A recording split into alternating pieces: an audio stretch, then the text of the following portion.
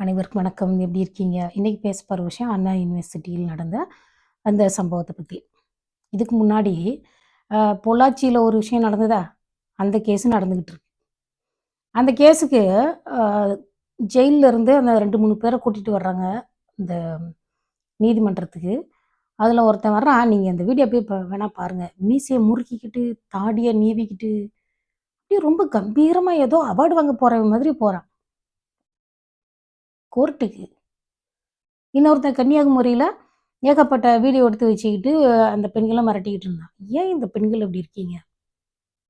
ஒரு காதலன் வந்து